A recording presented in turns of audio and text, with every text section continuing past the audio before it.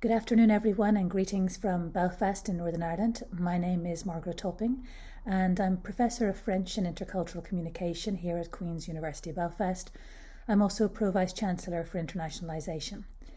Could I say, first of all, how delighted I am to be with you virtually this afternoon, but I am very disappointed not to be able to be with you in person.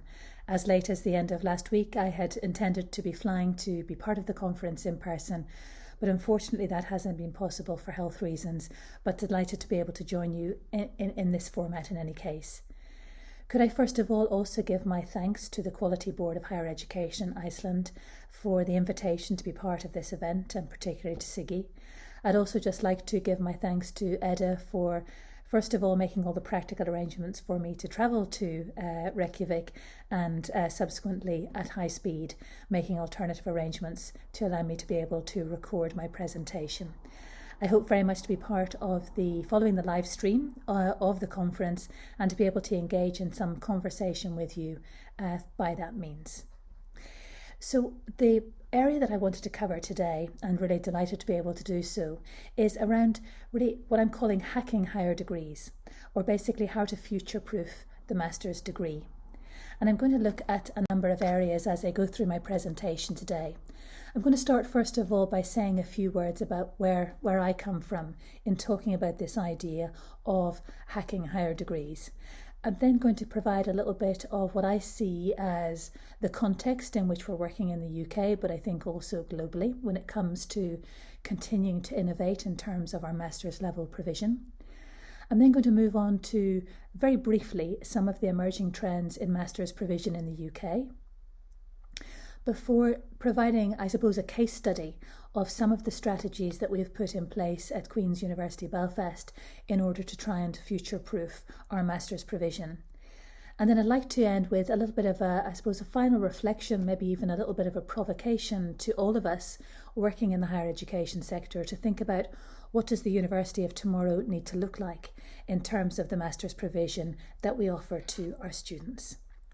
So just to cover the first point initially, where my perspectives come from, I have to start by saying that my research area is not in education. I'm not a researcher in the field of higher degrees. My perspectives come very much from my practical experience and leading a transformation project in Queen's University Belfast that was focused on trying to transform our postgraduate experience. In 2015, as part of a significant strategic rethink of the university, we set up a graduate school. And I'm going to tell you a little bit more about what we have tried to do through the graduate school. And I was appointed as the first dean. And it's through that process that I feel I have been part of a very exciting process and matrix of great colleagues who have innovated with me, a process of learning, of sometimes failing, and continuing to evolve our practice as the world around us changes. So those are the perspectives from which I'm speaking. I know that there will be experts who are researchers in this field, and my apologies for my lack of knowledge in those areas, but I hope that some of these practical perspectives will be of interest and of value.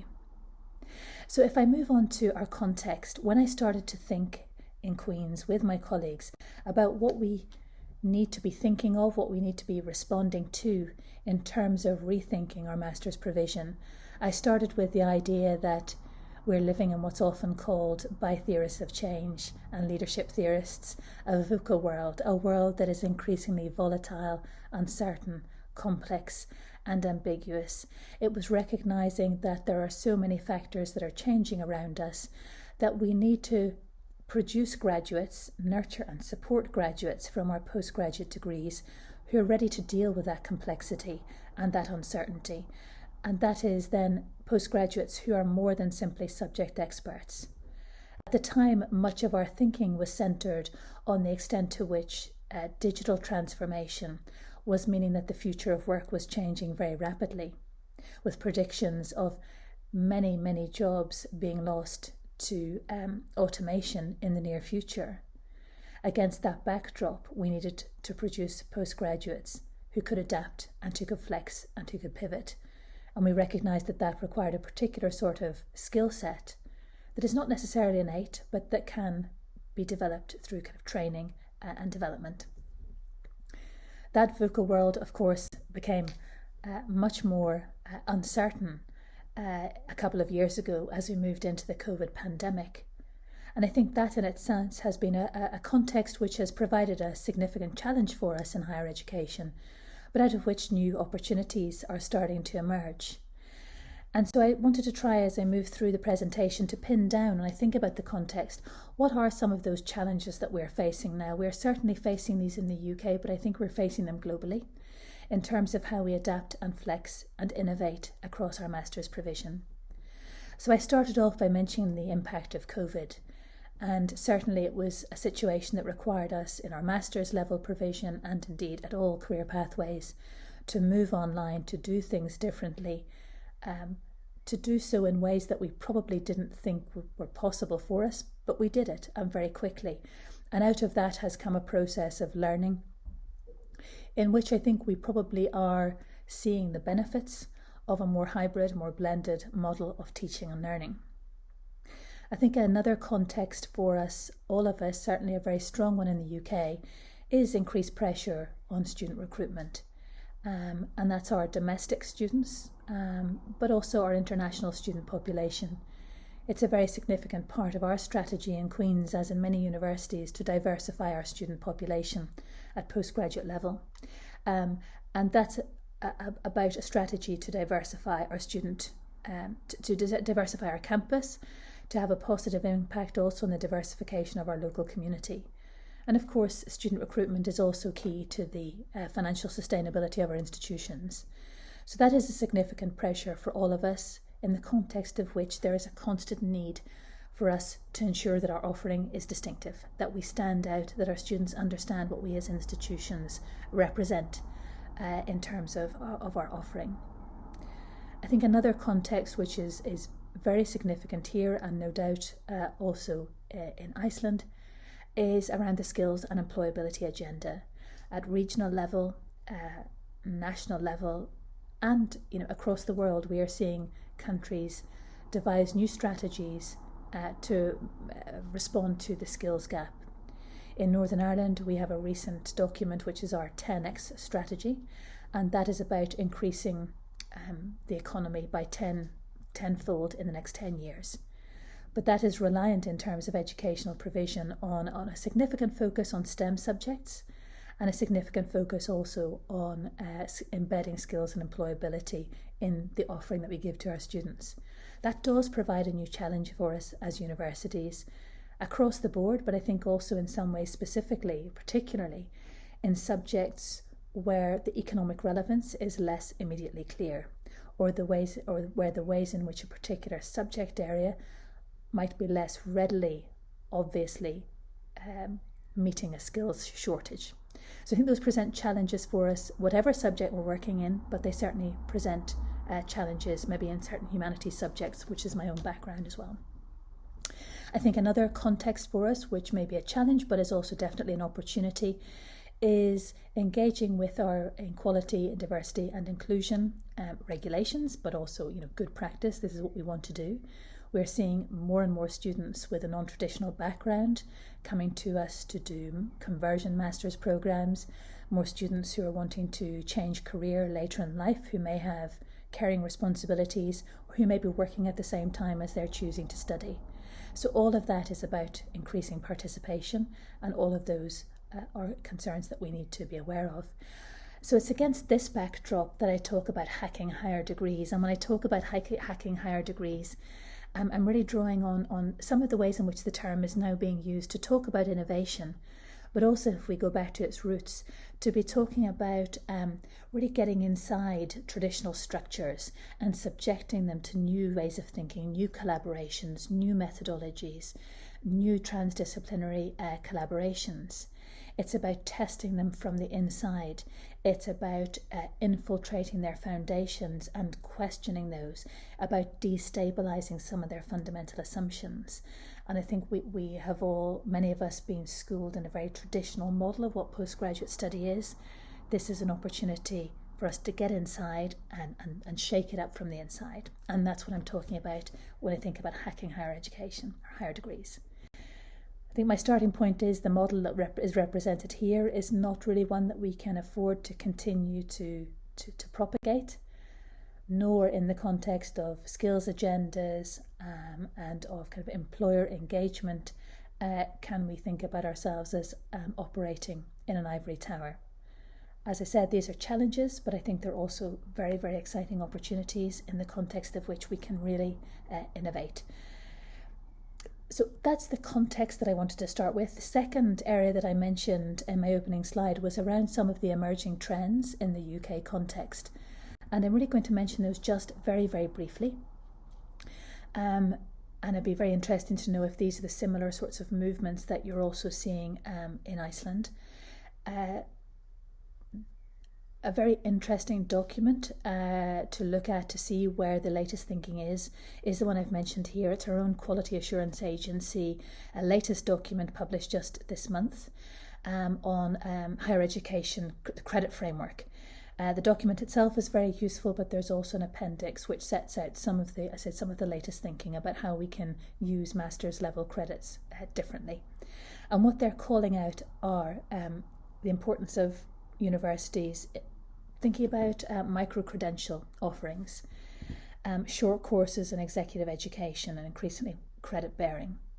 And I think these really are an exciting way forward. We're starting that journey here at Queen's, and I'm sure you're very familiar with them, but this is based on the idea of maybe building a module at a time, doing so flexibly, maybe doing this, taking a module a year for several years, basically building up a portfolio of expertise in a way that is agile, that is flexible, that responds to changing work demands, and potentially building that those could be standalone small courses that have credits attached to them, or gradually building them up to almost a build your own master's degree. So that's what we're starting to try to think of at Queen's, and I think it really is the way forward in terms of that skills agenda, in terms of the affordability and accessibility of higher degrees for many of our students, and broadly speaking in terms of equality, diversity and inclusion. Higher level apprenticeships are a model that have also been in operation in the UK now for about maybe 5 years.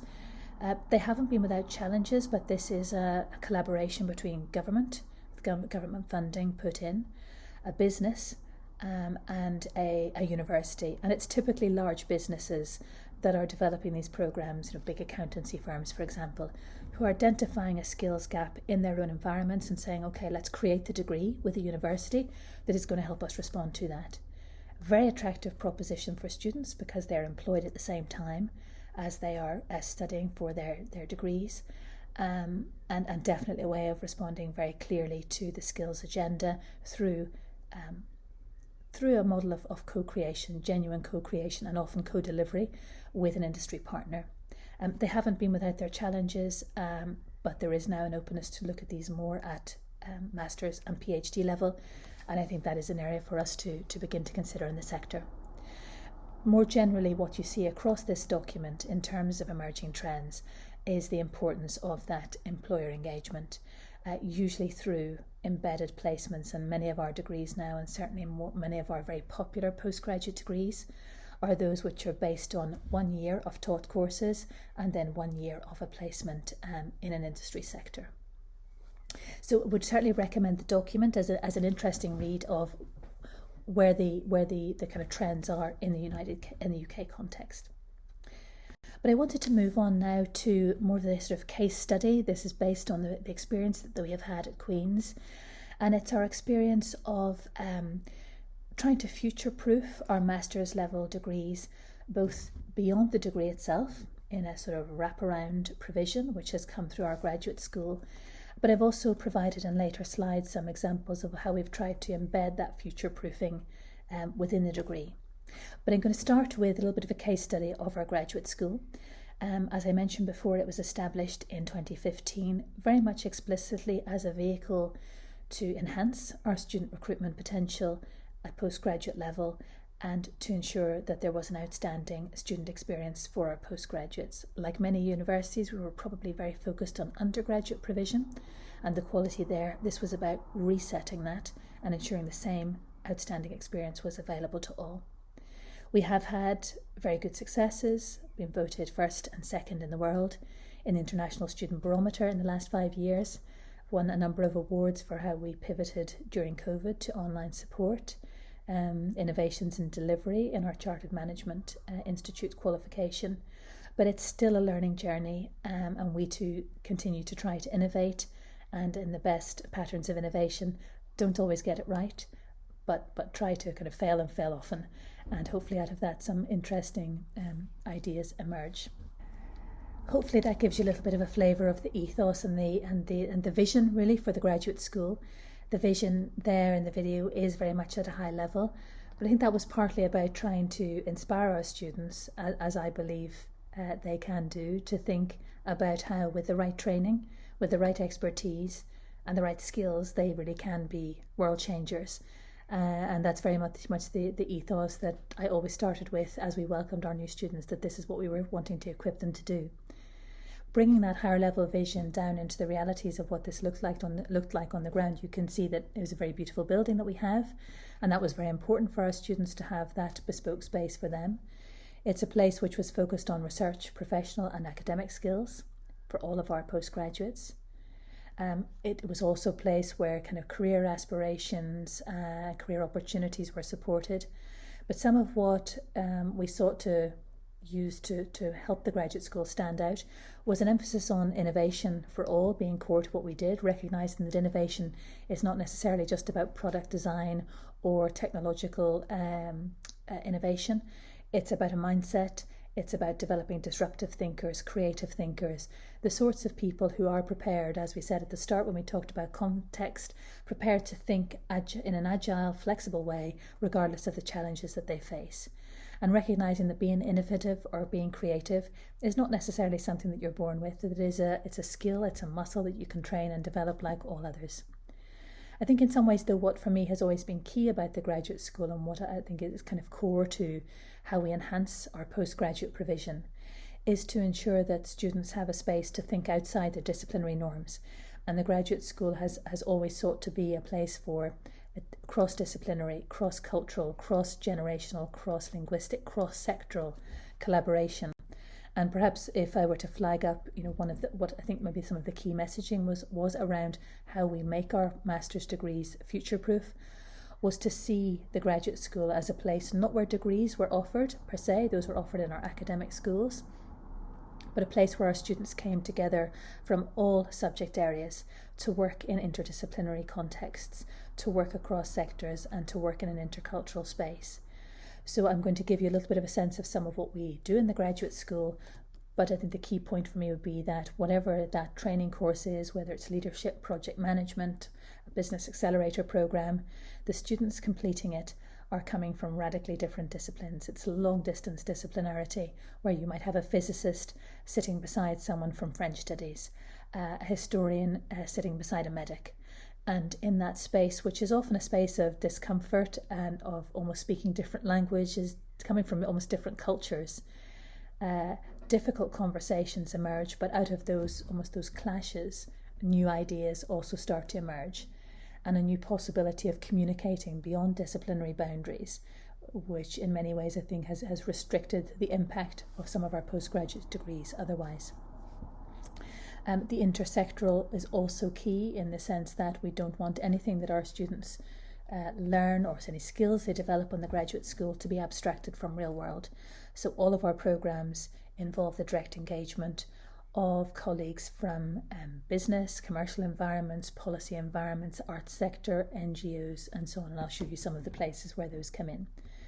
But essentially, our commitment to our students was to say that you'll be at the centre of your postgraduate experience, and through it we will train you to become a thinker, a leader, an innovator. I think I'm hiding the communicator term, and through all of that, that's what will genuinely make you future ready. And that has been really a kind of a core set of values that has really helped us to market the distinctiveness of our postgraduate provision at Queen's. This table gives you a little bit more of a sense of how we understand those 5 developmental pillars. So anyone who comes on to do a higher degree, a master's or PhD, is already a very high achieving student. But being a good academic thinker does not necessarily mean you're a creative or disruptive thinker. Those are skills that we can help students to develop. Innovation, as I said, is not necessarily about products or technologies. It's about mindset, it's about creativity, it's about understanding contexts and innovating in that. Leaders are not just the people at the top of big organisations. They are those who lead research projects, small groups, lead their dissertation. Learning about leadership is also about learning how to follow, how to collaborate. Communication, I think a key challenge for us all in academia, to ensure that we are able to communicate the relevance and the impact of what we do to the world beyond academia. And so we start with our students at a very early stage in developing those skills. And of course, all of that is about that creating that confidence, that resilience, that employer-focused outcomes for our students. So, as I said, this is a collaboration. We have our students doing their degrees in our academic schools, but they come to us in the graduate school, again, from all disciplines. They have an individual needs assessment. We help them to develop a bespoke developmental plan, which will help them with their leadership, with their innovation, their communication, their creativity. All of this is done in the context of transdisciplinary debate and dialogue and collaboration. They have specialist support all the way through. They are engaged with stakeholders from beyond the university. There's a vibrant culture also, which is social, which is focused on student well-being. And we produce what we hope at the end is those who are the what's next thinkers of our video. So of course, much of what we do, as one would expect of any graduate school, is to offer the sorts of academic skills, research skills that every postgraduate needs. So these are the academic skills: writing, essay writing, critical reading, literature review, how to do a dissertation proposal, the research skills around library and search skills, presentation skills, etc. But what we've tried to do is to embed so much more, which creates that context for collaboration, for networking, and for skills development. And just mention a few, or show a few of our key programs here. Master Your Leadership, a 5-day program, which I'll say a little bit more about. But again, students working across all disciplines, coming together, working on real-world challenges set by employers, and through that real-life working, developing their leadership skills. Our Kickstart Accelerator program is for our students who might have a business idea. We help them work through business model canvas, getting in front of investors, how to pitch, and so on. Our social innovation programs are very much part of our commitment as a civic university. We work with local groups, community groups, to help have good outcomes for them. And we also offer a kind of accreditation to our students through the Chartered Management Institute certificate. So a little bit more on each of those, again, just to give you a sense of the ethos behind them. Our Master Your Leadership is almost a kind of flagship program for all of our master's students. Every one of them comes in at the start and has a 360-degree assessment to understand their strengths and theirs for development. They work on their skills in leadership, innovation, problem-solving, communication. Remember, this is where the physicists are talking to the humanities scholars. It's a real melting pot. And we bring in employers who at the start of the week say, this is a real challenge that I have in my organisation. I want you to work on solving this. And the employer comes back in at the end of the course and the students pitch that back to them. And we've seen those solutions being embedded in our employers' environments. We have seen our students go on to get placements and to ultimately get jobs in those. So that kind of co-creation with the employers has been key all the way through.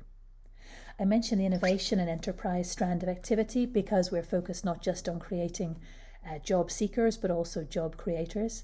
So we have had many students from all backgrounds having business ideas, and we have helped them work through the various stages they need to undertake to realise those ambitions, and a number of successful enterprises have emerged from those. One that's very dear to my heart is our work on kind of social innovation, where we would work with local community partners, non-commercial partners. A very nice example was one where we worked with an organisation called, it's a young offenders institution where all young male prisoners and all female prisoners in Northern Ireland are housed.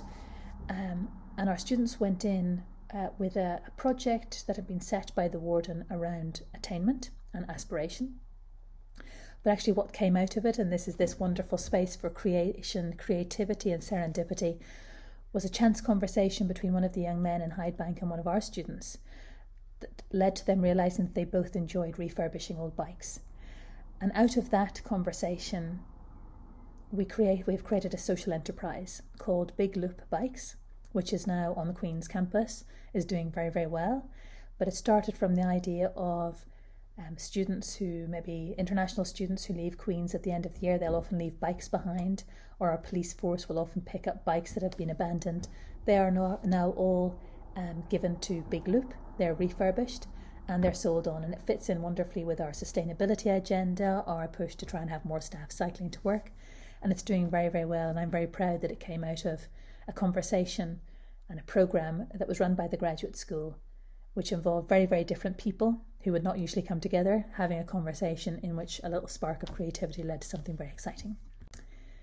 And I just mention our CMI also just because I think the importance of accreditation for our students has also been very, very important in creating a distinctive proposition for them. So that hopefully gives you a little bit of a flavour of some of what we have done, trying to kind of future-proof master's provision outside the degree. This is all kind of wraparound additionality that's offered through the graduate school. And we have seen that it has had a significant impact on our student satisfaction and also the attractiveness of Queen's to a global student population. I wanted to move just to a few examples of where we, following in the path and the footsteps of others, have tried to bring some of that future-proofing into the degree. And I've got two examples here. The first one, which some of you may be familiar with already, was a model that was developed in a collaboration by a number of universities in Scotland called Making the Most of Masters. And essentially what they did, and it's a great example of sort of hacking and destabilising from the inside, was to say, let's consider an alternative to the traditional dissertation of 25,000 words. Let's instead work with an employer, an enterprise agency, other commercial entity, and universities, and let's offer credit-bearing work-based project opportunities as an alternative to that dissertation. Again, this is about partners identifying a genuine need in their organisation, and the students go in and they lead the project. And this has to have a very strong research underpinning. It has to align with the ethos of a master's, which does have a strong research component. But it can be data analysis, it can be reviews, it can be modelling, model optimisation and comparison, equipment development, laboratory or field work. Making the Most of Masters has a very nice website with a toolkit on it that gives some great tips on how you might begin to do this sort of activity. And I'd love to know if this is already going on already. Quite probably it is.